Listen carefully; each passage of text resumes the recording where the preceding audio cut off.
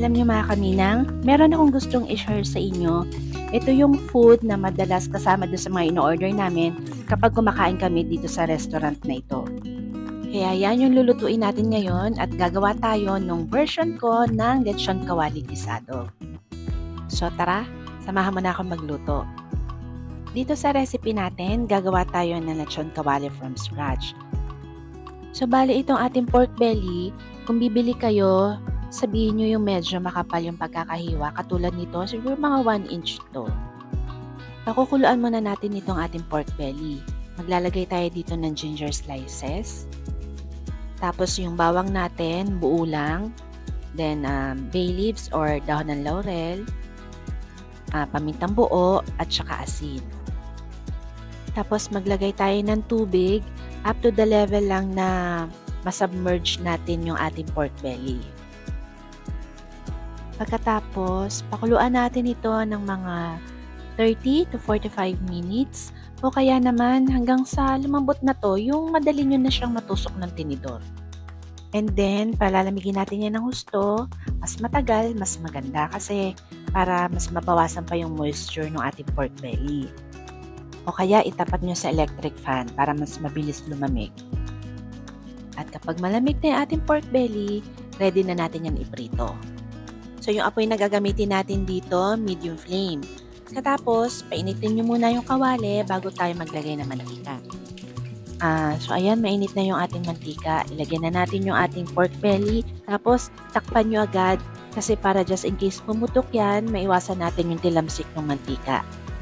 Let's fry this for about 7 to 10 minutes hanggang maging light brown itong ating pork belly.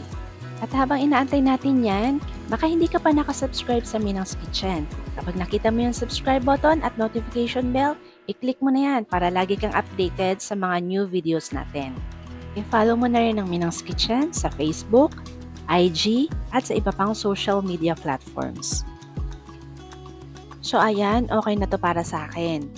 Tanggalin na natin to sa mantika, ilagay sa strainer, tapos palamigin natin bago natin to hiwain. Bale, yung pagkakahiwa ko dito ay medyo malalaki.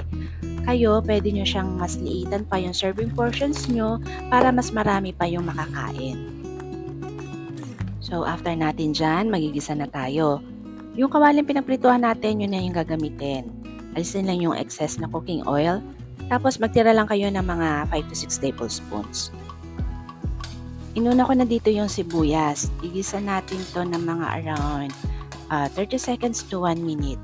Then, isunod na natin itong ating minced garlic. Ito, pwede na to ng mga 30 seconds. Basta maamoy lang natin yung kanyang aroma. Tapos, ihulog na natin yung ating green bell peppers. Kapag natapos na tayo sa pagigisa, ilagay na natin yung ating toyo at pamintang durog.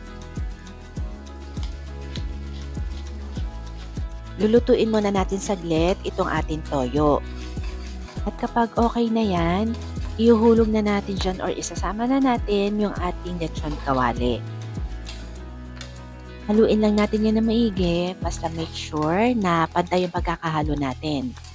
And after that, yung finale, maglalagay tayo ng spring onions. Konting halo lang, patayin na natin yung apoy, then pwede na natin itong iserve itong ating lechon kawali gisado. At ito na nga yung aking version ng food na lagi naming in-order. Sana matry nyo din maluto itong recipe ko at mag-comment kayo kung ano yung masasabi nyo dito. Kaya huwag nyo kalimutan ang mag-subscribe at i-share itong ating video. Okay, kain na!